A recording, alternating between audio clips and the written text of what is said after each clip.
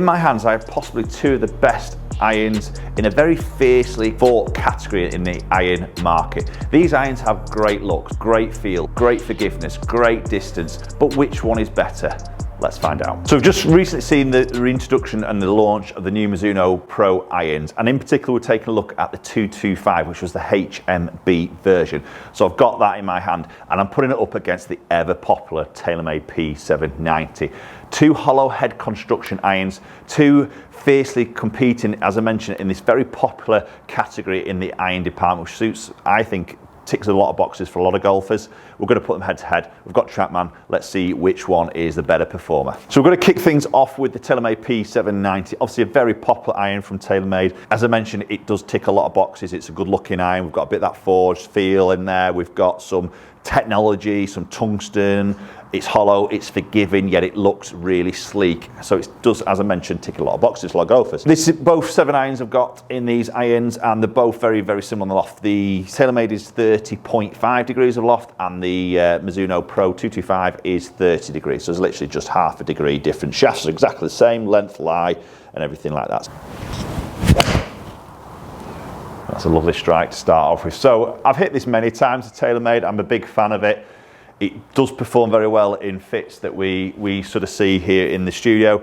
You know, it's a good looking iron. It's, you know, it's a sleek look at the back. It's the 3rd generation, the P790 TaylorMade are doing, so they're not tweaking this massively, keeping the name, little subtle tweaks. Bit more tungsten this one we probably saw in the previous one, but you know, sitting down by the ball, that satin look, bit of offset there, sort of a medium to thickish top line, probably say a little more medium. Probably if I'm going to get picked, it's quite a square top line. It'd be interesting to look at that against the Mizuno. But really, all in all, a good looking iron, and it's a good feeling iron. Nice high ball flight, but you're always going to get that even though it's 30.5 degrees of loft, you're always going to get that descent angle coming in, that land angle there. You see just short of 49 degrees. So the spin's not the highest there, you know, subtle things like strike and everything, but you know, that loft, you're not going to see a really high spinning iron, but we have got that stopping power, that height at 112 feet, land angle at 49 degrees. Pretty confident that's going to stop on the green. Again, lovely, nice, high, towering flight. It's a really good sound and it's a good feel off this P790. As I mentioned, you know, I think with these hollow construction heads, sometimes they can get a little bit clicky, a little bit sort of loud on those acoustics, can't they? But they obviously have got that sort of speed foam, as they call it, the air foam in this newer one now, which is a little bit lighter. So again, that allows more tungsten to go into the bottom, which helps with sort of MOI forgiveness, launching of that golf ball. But I think that foam in there just deadens the sound. So I'm a big fan of the sort of sound and the feel of this. Ooh, that's a bit of a skinny one. A little bit of a leaker out to the right. Wasn't a great strike that, because that ball speed just dropped. That's obviously more me than the club. Yeah, bit low, slight low toe, bit of open face. That spin just pops up there with that open face. Pretty consistent that, just that one little weak strike in the middle of there, but all in all, pretty good and pretty much what we sort of expect to see with this type of iron. So let's move into the Mizuno. So if you haven't seen the review video of all the models of the new Mizuno Pros, then make sure you go and check that out. I'll probably put up a little link up and you can go and have a look at that, or even look at it at the end of this video. But for me, obviously it's a strong range again from Mizuno. It was fantastic. There's some great looking irons, and this 225 that we've got in our hands now is the HMB. So what that stands for is that hot metal blade. Now, when we say the word blade, it's not a blade, it's hollow, as we know, so it is providing a lot of forgiveness, but it looks superb. And for me, it was a big improvement over the previous HMB, which was the MP20. A little bit more compact in that blade length there, a little bit less offset, a little bit more sort of neater on the sole of the club, a bit more beveled off at the back section. The playing position, it looks superb. I mean, we know it's packed with quite a bit of forgiveness. We know that loft is a little bit stronger at that 30 degree. But when we put it down, do you know what? It does remind me of a blade-looking golf club at the dress. You know, you put that up against the muscle back iron. Yes, the muscle back's a little bit short in that blade length, definitely thin on that top line, but the shaping of the head is very, very similar.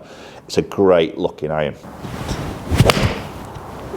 And that's a great feeling iron. And I did mention that in the review video. I just cut that a tiny bit heavy there, but it's done well. Now, just going from the sound of that, obviously that's the first one I've hit. I've hit this before, but just going with that sound and comparing it to that P790 there, we know there's a foam in there which is going to break up sound waves and to give us that sort of duller sound, that more muted sound, maybe the sound that you associate with that more forged, that softer sort of club.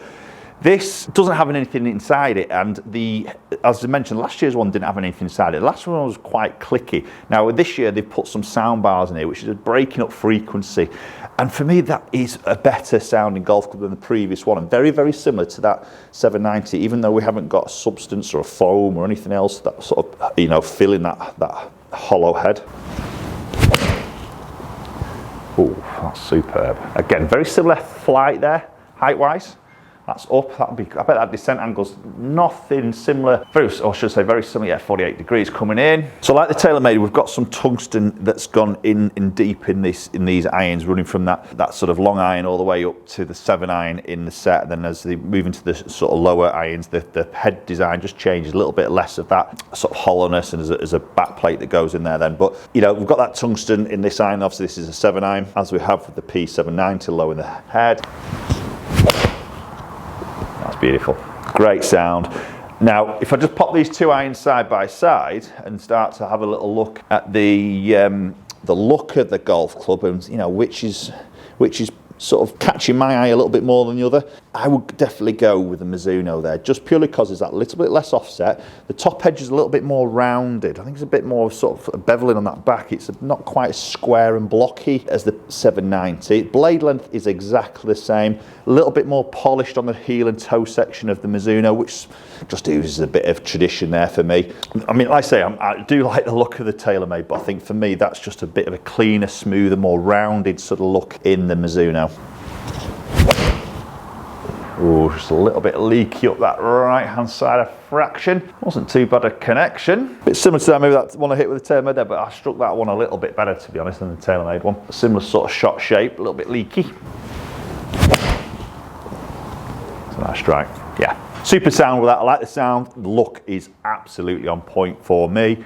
Numbers, let's go and have a little look and see what the big differences are, if there is any difference, obviously, between those two irons. Right, okay, so quick look at dispersion rings to start off with. So white TaylorMade, orange is the Mizuno. So a bit tighter with the Mizuno and a little bit more of a slight right bias there with the Mizuno. TaylorMades were pretty straight there. Obviously, that was my worst hit there. So maybe if I took that one out, it's probably going to be pretty similar. That was probably the worst strike out of all the shots I've hit, to be honest.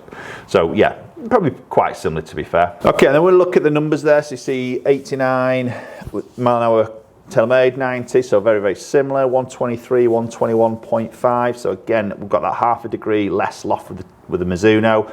With that touch more club head speed, you probably see the difference of that. Ball speed probably, again, is quite level, isn't it, in a way, in terms of that ball speed. Launch, you can see pretty much the same.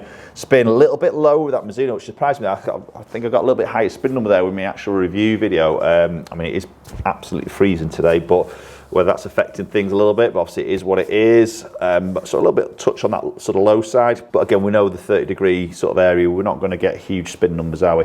So 184 against that 178. So I think giving that little bit of club head speed, that bit of ball speed there, that slightly lower spin is what equating to those extra sort of 6-7 yards.